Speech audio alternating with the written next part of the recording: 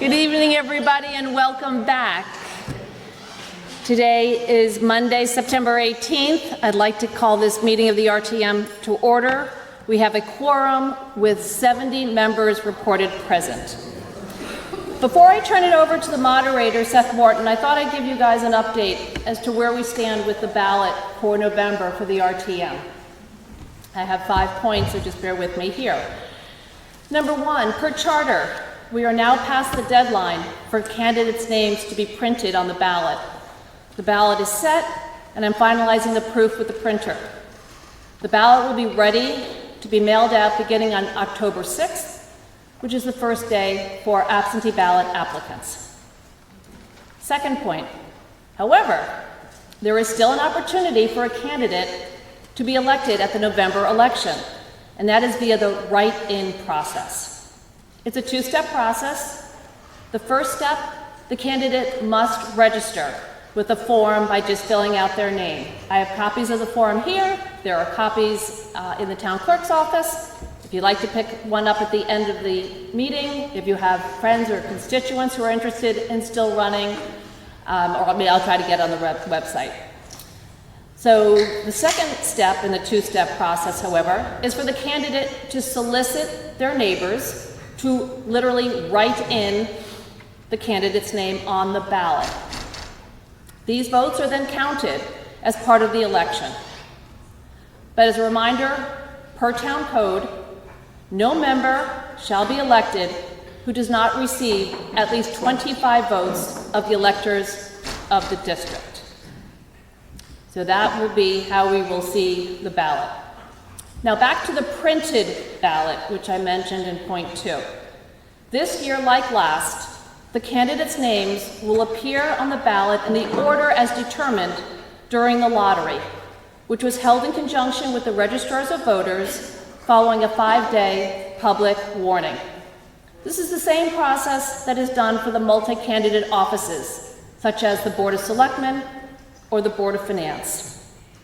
This year we had 3 members of the RTM join us, and I'd like to thank Teresa Vogt, Janet Grogan, and John Vesey for their interest in this process. So now what you're all waiting for, the breakdown of the ballot per district. In District 1, you have a full ballot with an asterisk, as I expect resignation following the district election results, after which the district can caucus and elect among yourselves someone to join in to District 1. District 2, you have 1 open seat. District 3, there are 2 open seats. District 4, you have a full ballot. District 5, you have 2 open seats. And District 6, you have a contested election. There are 11 names on the ballot currently for 9 openings. Lastly, following the results of the election, I want to make sure everyone is aware that as per the Town Code, Appendix B, Part 2, Section 4, the maximum number of 2-year terms shall be a bare majority of total allotted representation of that district. I am currently working with Town Council on how that breaks down per district and will notify any newly elected members if they are now to be seated on November 8th for a 1-year term. And I won't take up any more of your time now. If anyone has any questions, feel free to see me after the meeting, or we can bring this up from my office tomorrow. Thanks so much. And here's Seth Morton, a moderator.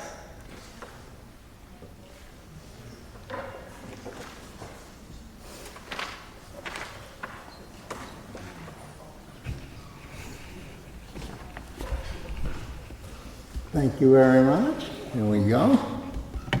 Yes, welcome back. If you haven't been behind the school bus yet, you will be shortly, I'm sure.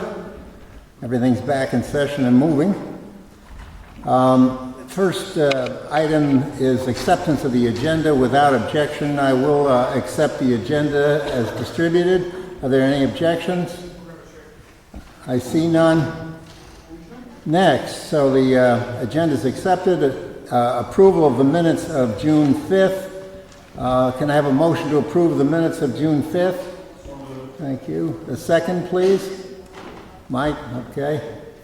Are there any corrections, additions, deletions? I see no hands, I hear nothing. Okay, looks like we're ready to vote approval. All those in favor of approving the minutes of June 5th, please say aye. Aye. Opposed? Abstentions? You can turn them in later if you'd like. So the minutes of June 5 stand approved. The Rules Committee asked me to just make an announcement. It's something I'm sure you've read in the papers and are well aware of, but since we approved the money for the Hindley Homes Royal project, we felt that you should know that it has been delayed. Project probably will not move forward as far as construction is concerned until sometime in the spring. There's just been a bunch of delays, a lot of it around soliciting bids and getting the final project design done. So, next item on the agenda is update on Great Island. Our representative to the Great Island Committee, Mark Adaletta, will report.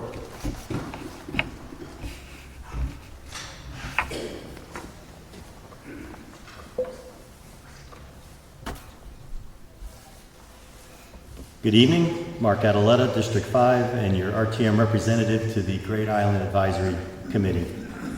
I'll refer to it as the GIAC for the rest of the evening. The GIAC, your town officials, and town staff worked this summer advancing the process of preparing Great Island for public access. Does that sound all right, Seth? Does it sound fuzzy? I'll step back. Yeah, I'll step back. Does that sound better? No, it's not me, is it? All right. We'll keep going. Just wave if it's if you can't understand. The GIAC had its inaugural meeting July 19th, just 2 or so weeks after the Board of Selectmen announced the 4 representatives appointed from the community to serve on the board, or on the committee, excuse me. The 4 are Bruce Ferguson, whose background includes the Darien IT Committee, the board of the Nature Center, the library, the DAF, and was quoted during the interview process as saying, careful adaptation for use of the land is a serious consideration. Don Kololowski, involved in substantial projects similar to what may be needed or considered for GI, Great Island. In particular, he has experience with the Hudson River Park, the Brooklyn Bridge project, and has been a resident for 30 years. Jeff Table on the committee has extensive experience with urban planning and knowledge, has served as urban planning and director of community environmental planning for the city of Houston for 35 years, I think it was. He has impressive relevant experience on similar type projects or sites. He is a relatively new resident to town, I think 18 months or so. And Kip Vissy was described as having financial management and planning experience and was quoted during the interview process as saying, design and purpose that serves all residents of Darien, and it seems to have an emphasis on environment and being a good steward of sound waters. I'm always amazed when we see some of these committees, how they're put together, that we're blessed to have such skilled people serving our community. At the inaugural meeting, each of the 9 members of the GIAC provided a brief introduction. The opening remarks were provided by our first selectman, and then John Zagrotsky, the Board of Selectmen, was elected chair. I was elected the vice chair of the committee, and Jeff Table was appointed the clerk. The structure in the charter was reviewed for the 9 members to make sure we all were aware and understood what was being presented. The near-term focus of public access and activity was noted, with strategy and execution on long-term strategy to come later. A monthly meeting calendar was proposed and set. This committee meets the 3rd Wednesday of every month going forward. As some of the representatives of the GIAC had never been to Great Island, guided tours were provided on Friday, August 18 and Saturday, August 19 by the first selectman and Tony Campanella of the Department of Public Works. The representatives were reminded before departing on that tour, as we all are, the property is not open to the public and town staff must accompany visitors. That includes myself and the members of the GIAC. The representatives that attended the tour stopped by a few of actually most of the unoccupied living spaces. We toured the garage, the beach, the boathouse. A couple of the potential walking trails were visited. While on the tour, certain things jumped out to several of us. It's pretty clear the DPW has been active since the property was acquired back in May. In addition to their regular full-time duties around town, there was evidence as we toured that there had been clearing of debris, falling of dead trees, the placing of signage, some monitoring equipment was installed. There was several instances of eliminating potential physical dangers were identified, potholes had been fixed, and other similar type activities. On that point, with regard to the time and the cost of this maintenance and repairs at Great Island, I support Jack Davis, who at the Rules Committee recently, Jack Davis of our F&B Committee, who called for these expenses to be tracked and allocated to GI, Great Island, related accounts, and not inadvertently be accounted in other activities of the Public Works Department. I will work to make sure these costs are transparently presented. In addition, there's been extensive consulting with specialists to evaluate various remediation projects. It was explained that there are also a 3-person landscaping team on Great Island. I think it's a legacy team that's been allowed to continue. The town is allowing to continue and is being monitored by our DPW on a short-term basis. The team is leveraging off of some of the heavy equipment and capabilities of our DPW for some of the larger maintenance items, and the DPW is learning some of the historical or existing maintenance practices that have been ongoing on that site. The second meeting of the GIAC was held August 23rd. That was just a few days after the site visit. At that meeting, members were provided an update by town staff, First Selectman Ed Gentile, and again, Tony Campanella. I don't think anyone else was at that meeting, presented. They presented some of the activities I just mentioned above, and they mentioned some of the required repairs that had been identified by the DPW across the island and to many of the structures. There are many repairs that need to be made. Staff also noted any repairs to structures in particular that had been made already. These tended to be, I observed, minor in nature, and most seem to be related to the obligations of the town as it's in its role as landlord to the occupied rental properties on the property. Of the various maintenance or other repair projects identified, staff also noted cases where cost estimates have been obtained or are being obtained. While no major projects appear to have been pursued beyond the ones I've mentioned, the GIAC found the information useful for context. If you watch the meetings, which are all on Channel 79, some of the GIAC members began to socialize some of the implications and opportunities at a high level. This group of appointees, those 4 in particular, really appear eager to get going and dig in.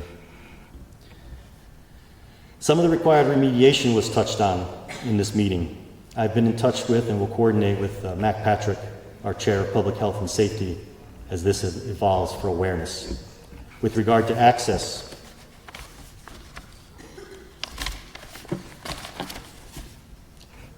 the GIAC members pretty much across the board voiced urgency in getting the public access to Great Island as soon as possible.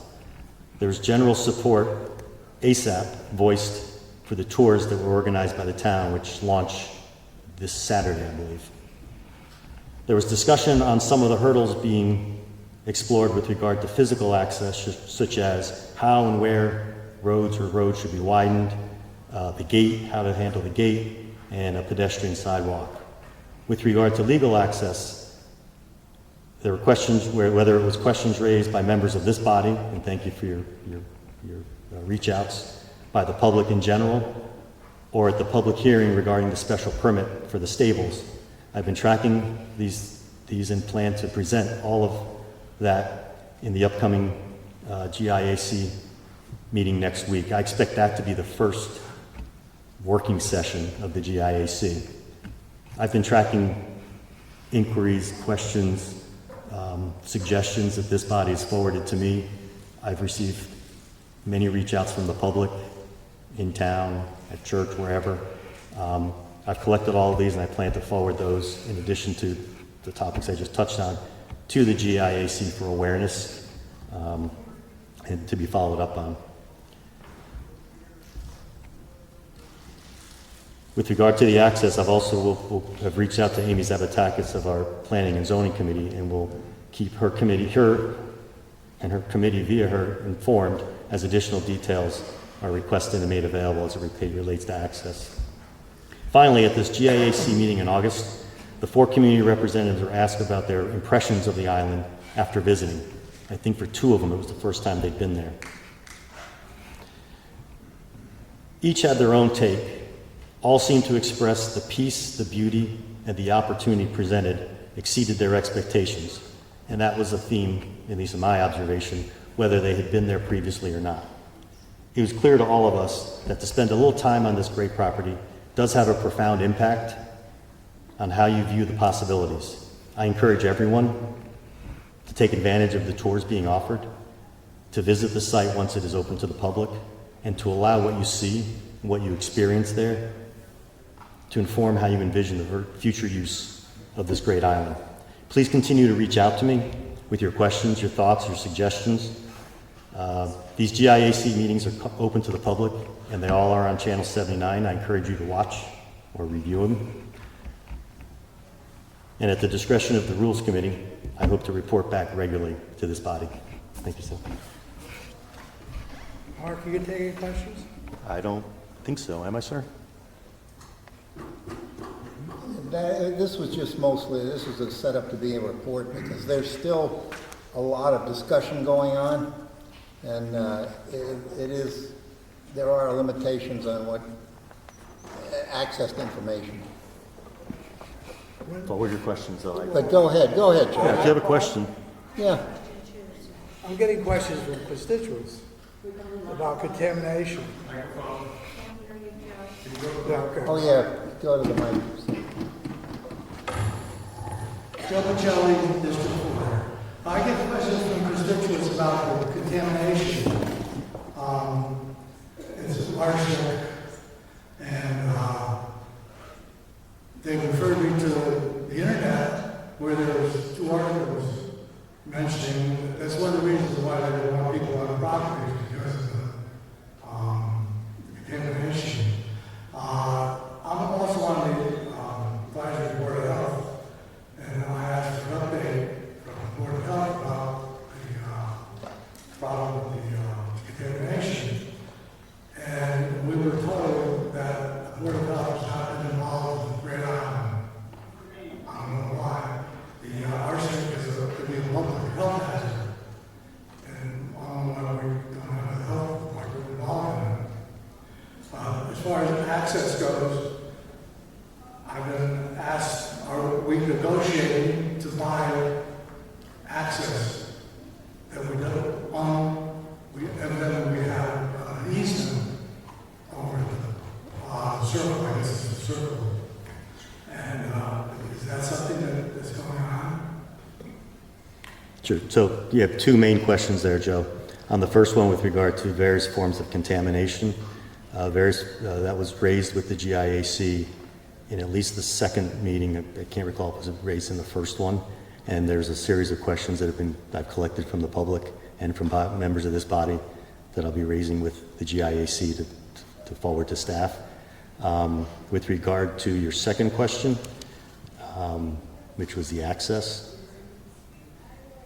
Access was not raised, I don't recall, but by staff. Can you speak up a little bit, please? Sure. Access, I don't recall being raised at the first PIAC. I've gathered probably 6 or 7 inquiries. I think one of yours is one of them. Probably more than that on that topic as well. And I'll be raising with the GIAC the types of questions and inquiries relating to the access that you mentioned. I just hope that you consider having the health department involved in the health hazard. It is their job. The septics on the property, we had to vote on leases, and they were not inspected by the septic systems, which are old, were not inspected by the people who do the inspections, which is the health department. And we voted on something that may not be helpful. I know there's no fence around the pool. That's a violation.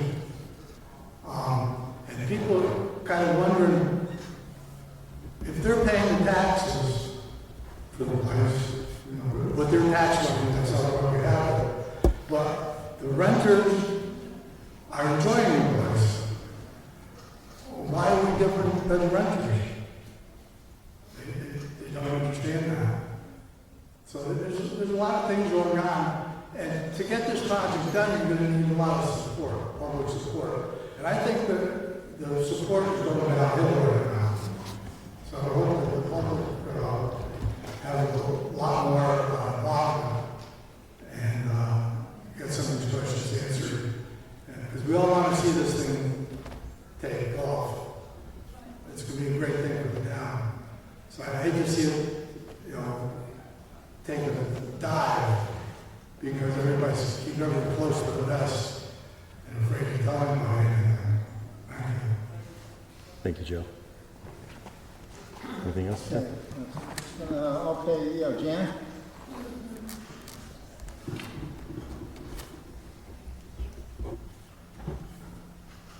Mark. Hey, Jane. I'm Jay Raymond, District 4, and I have a question that's been raised by some constituents, and I have the same question myself. And that is, I believe, if I'm correct, that there was an environmental study done, and there's some draft of an environmental study. Am I correct about that? I've not seen an environmental study, Jan. I don't know. So are we doing an environmental study? I'm not aware that I don't know. I'm not aware of when nothing was raised.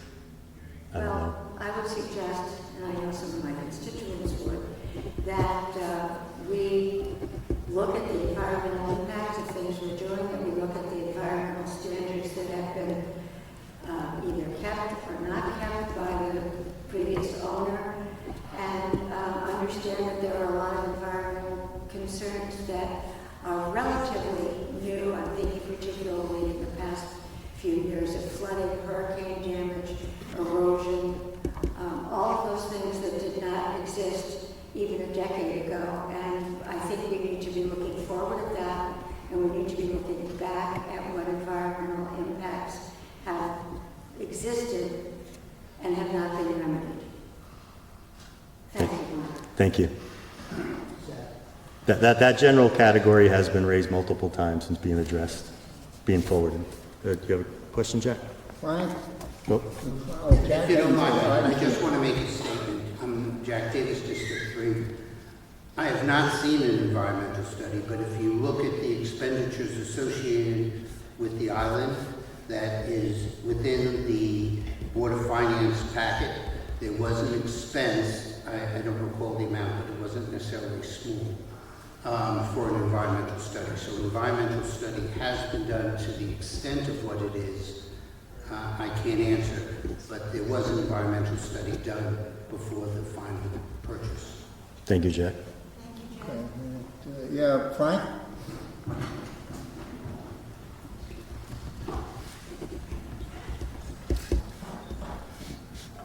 Hey, Mark, good evening. Frank Edelman, District 6, with 2 softball questions for your.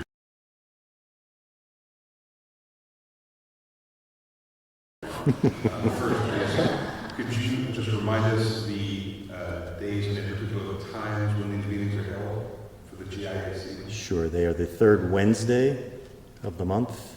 Evenings or daytime? I will confirm, I think it's 8 o'clock. We will confirm. Okay.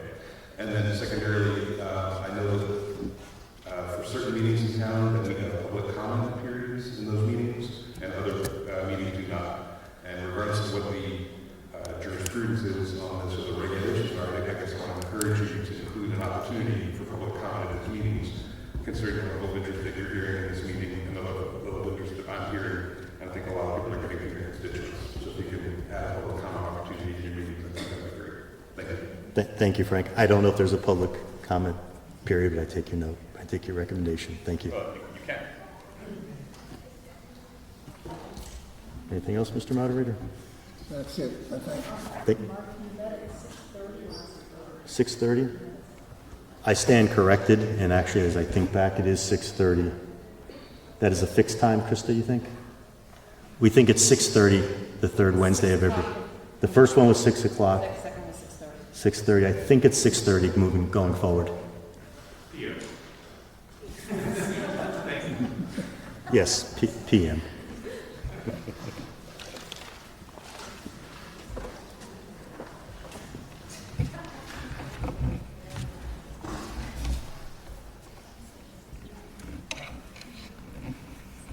The Board of Selectmen are directly responsible for care and feeding of Great Island at the moment.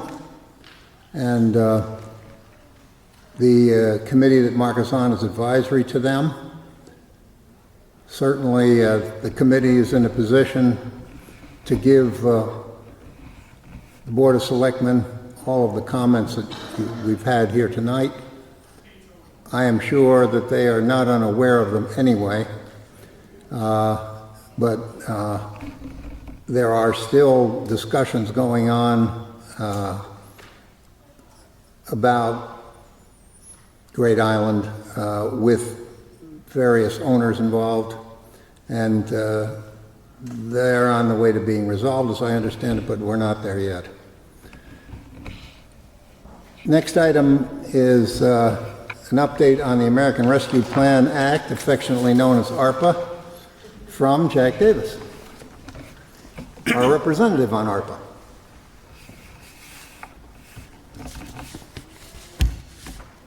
Before I get started, one of the things that I've learned in the many years of serving on the RTM is that there's certain people you should not follow in reports, because I will not be as eloquent as Mark is. So, as long as you understand that, we'll go through the ARPA and appreciate the elegance in which Mark reported on that. I'm Jack Davis, District 3, RTM Finance and Budget Chair. I'm also a member on the ARPA Advisory Committee. This committee has been reconstituted recently to address the status of original projects and to make recommendations to the Board of Selectmen on any potential changes. The committee is solely advisory, and it's the Board of Selectmen's sole discretion on how funds should be allocated within the ARPA guidelines. Once approved by the Board of Selectmen, the Board of Finance effectuates the accounting entry to create the appropriation within the ARPA fund, with the offsetting entry being the ARPA contingency. Closed project surpluses are moved into contingency. Overages or shortfalls on projects are taken out of that same contingency.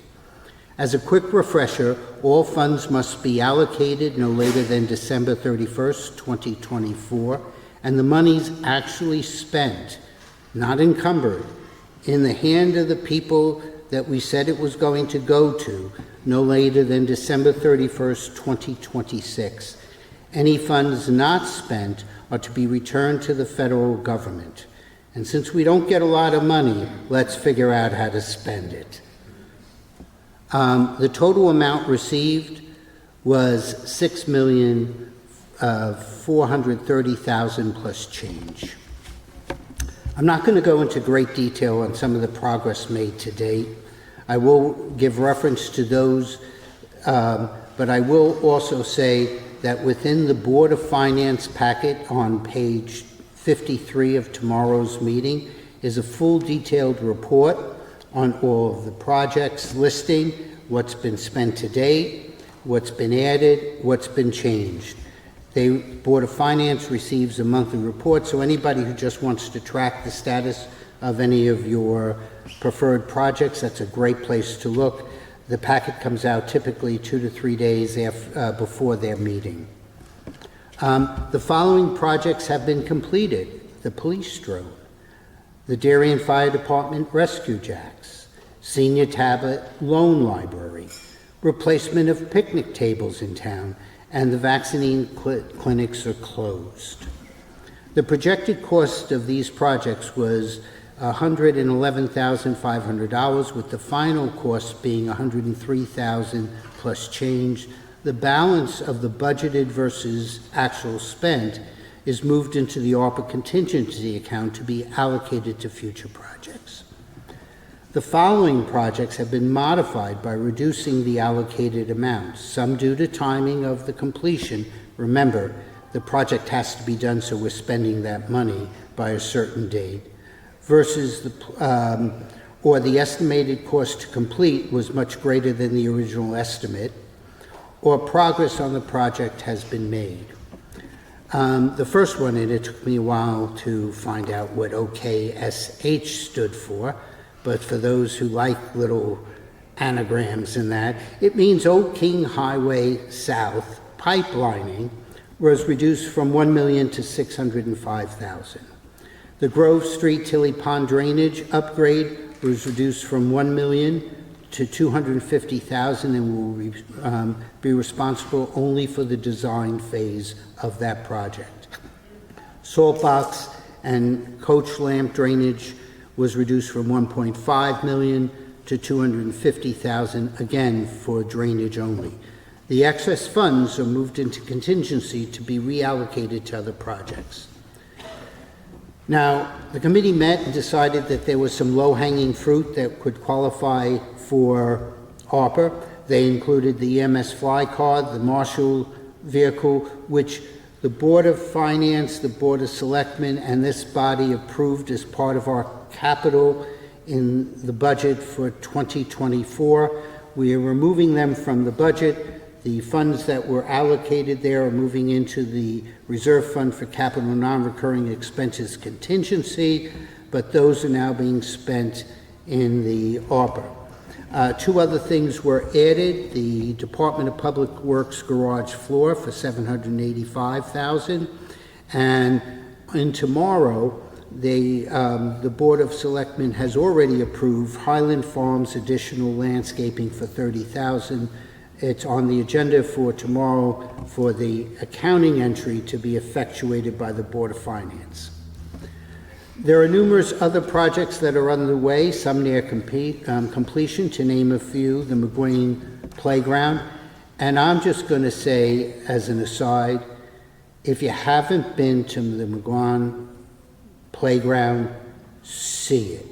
It is a state-of-the-art. Many of the people, some of the people that are on the Park and Rec committee participated in some of the design. I know Patty did, Adele did. This is really some really super stuff at a playground, and we should be very proud of that work. The CCTV police, the Weed Beach new paddle court, the PD switch for IT, the Norotan Fire Department bunk room, the health software Rings End Bridge, Road Bridge, and there's a couple of others. They're already underway. Some of them are close to completion, and so will be closed out shortly. There's several other projects that have increases in funds allocated based upon more refined cost estimate or modifications and expansion of the original specs. One of them happens to be the real cost to Rings End Bridge. The Old Kings Highway South Bridge, the website upgrade, which I believe is pretty much underway, and there was some training being done on that.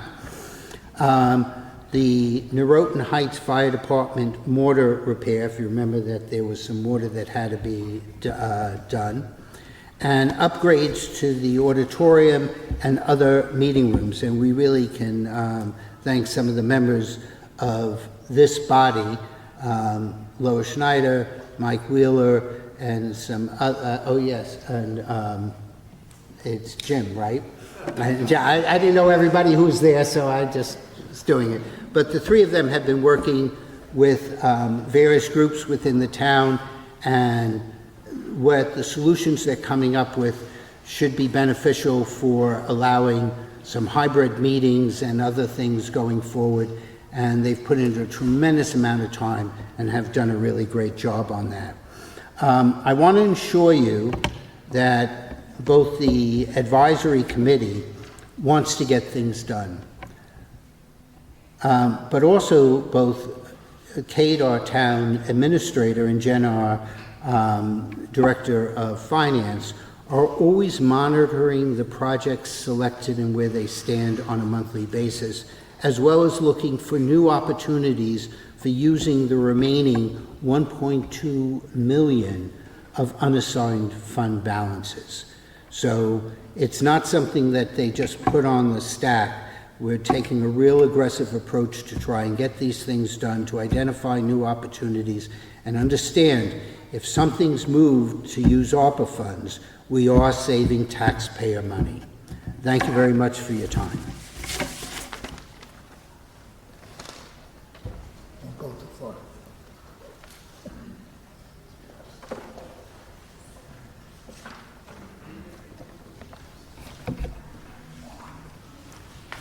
Thank you, Jack. Precise as always. Next item on the agenda is a special appropriation of $679,394 to replace funds in the reserve for capital and non-recurring expenditures. Reporting on behalf of the Finance and Budget Committee, Jack Davis.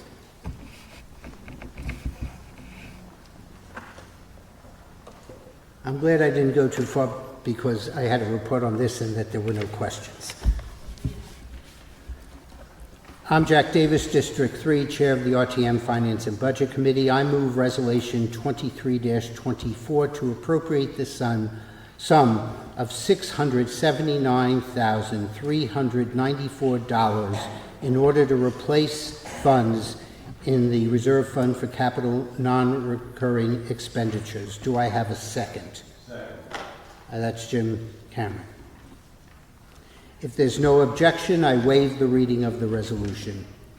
Historically, the town used state town aid road grants to support the annual paving programs that we do.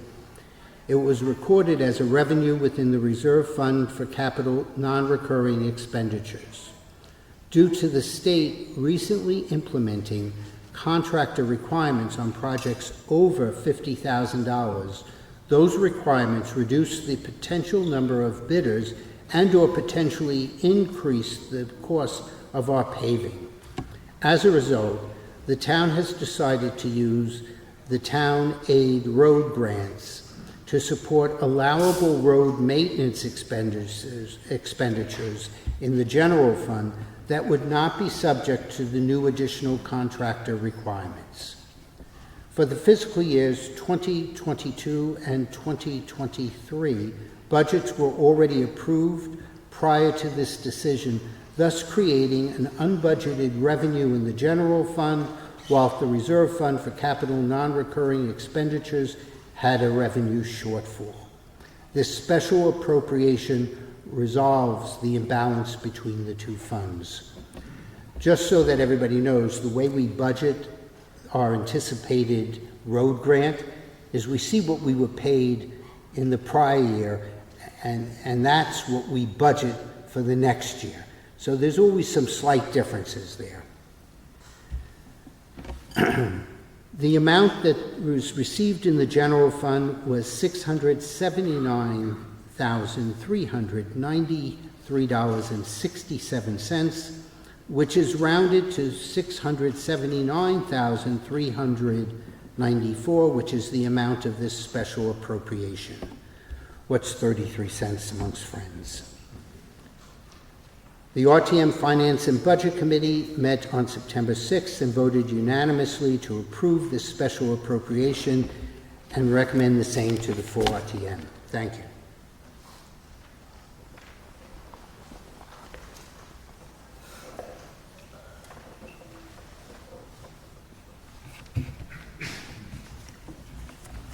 Nicely done, Jack. Are there any other committees who wish to report on this? Town officials? Members of the body? No? Members of the electors of the town? I see them. Looks like we're ready to vote. Those in favor, please rise.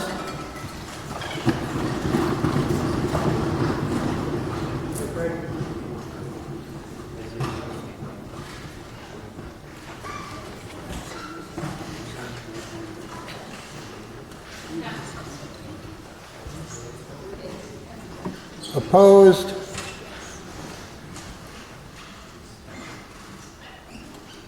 Abstentions?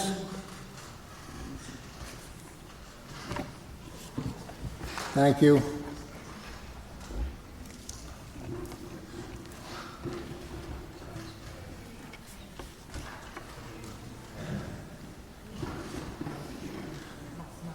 While we're counting, I'll introduce the next item on the agenda. That is the donation of up to $200,000 from the Darien Little League to the town of Darien for the McGuan Park athletic fields.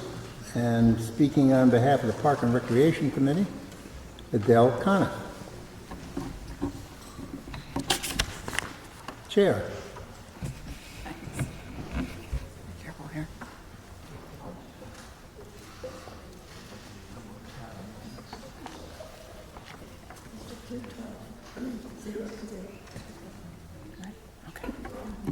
Adele Coniff, District 3, Parks and Recreation Committee Chair. I'd like to move 2225, resolution of the representative town meeting of the town of Darien authorizing the acceptance of a gift from the Darien Little League for up to $200,000 to the town of Darien for a reconstruction of the 3 athletic fields located at McGuan Park. Do I have a second? Second.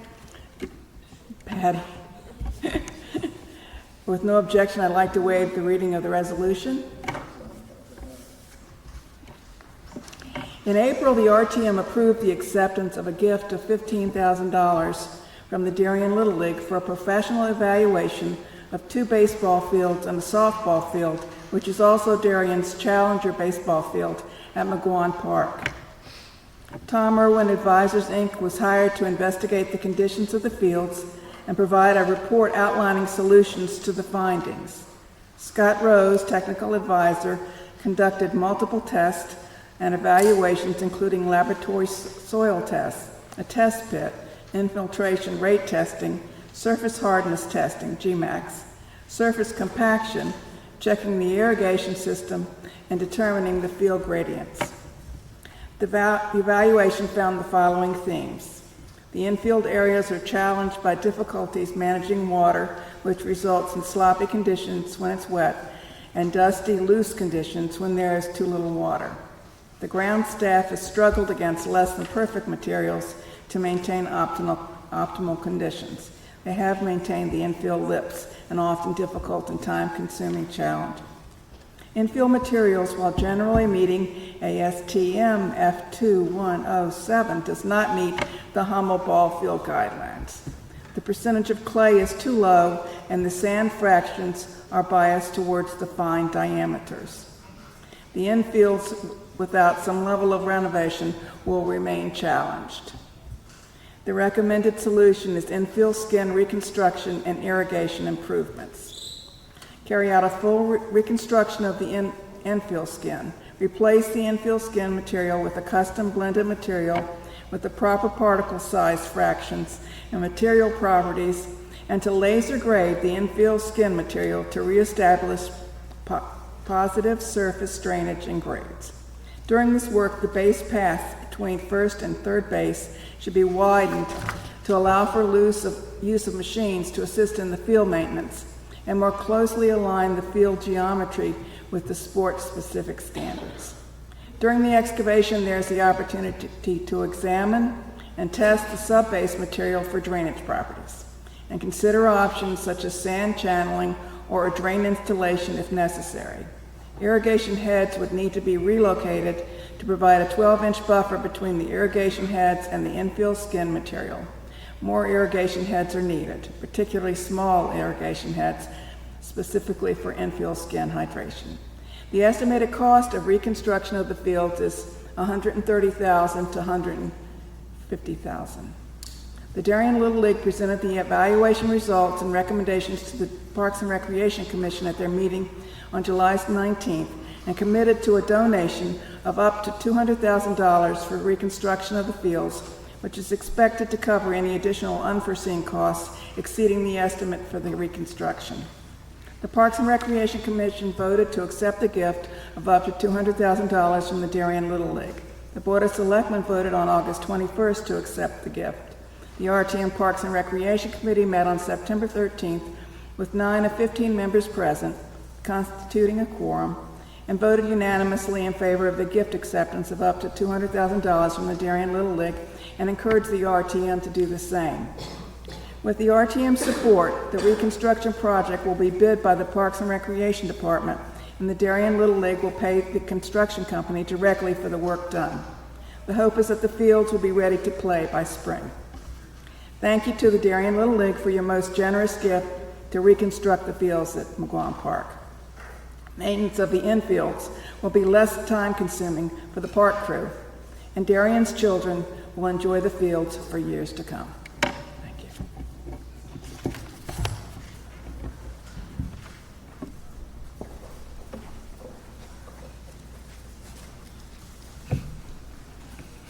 Thank you, Adele. Speaking on behalf of the Finance and Budget Committee, Jack Davis. Chair.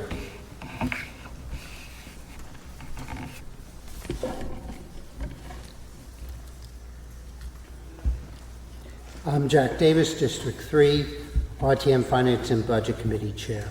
Adele, thank you for that excellent report. I'll be addressing solely the financial aspects of this gift. The town will be doing the RFP regarding the work to be performed, so the work is consistent with the town's practices and procedures on this town-owned property.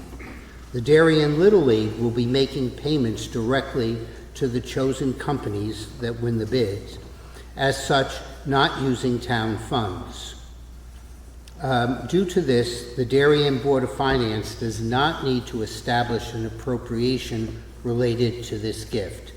On gifts to the town over $12,500, only the Board of Selectmen and the RTM are required to approve the acceptance of the gift. The estimated amounts to complete this project, based upon the initial evaluations conducted, was between $130,000 and $150,000. The committee felt that the total gift of up to $200,000 provides sufficient contingency to cover all unexpected expenses. The Finance and Budget Committee met on September 6th and voted unanimously to approve acceptance of this generous gift and recommends the same to the full RTM.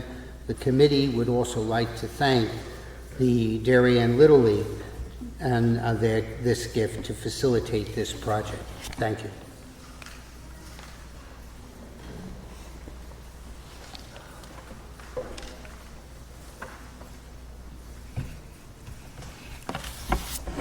Thank you, Jack.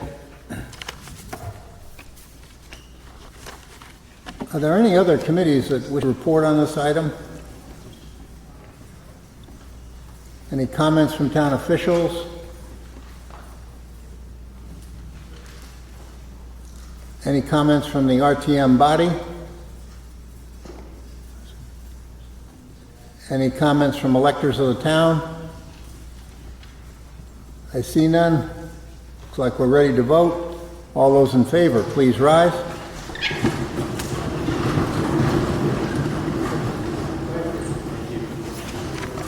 Item 23-24 passed 72 in favor, no noes, 1 abstention.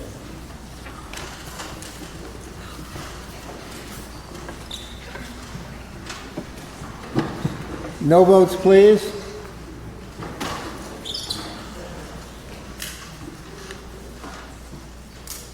Abstentions? Take us a moment here to get the count. Don't leave until we get that, please.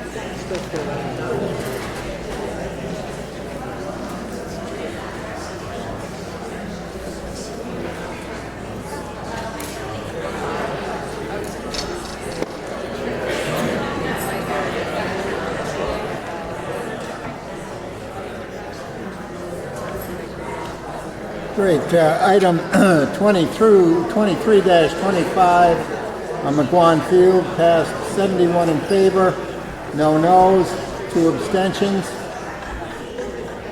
With that, I'll accept a motion to adjourn. Frank, thank you. A second, please. Second. Thank you. All in favor, rise.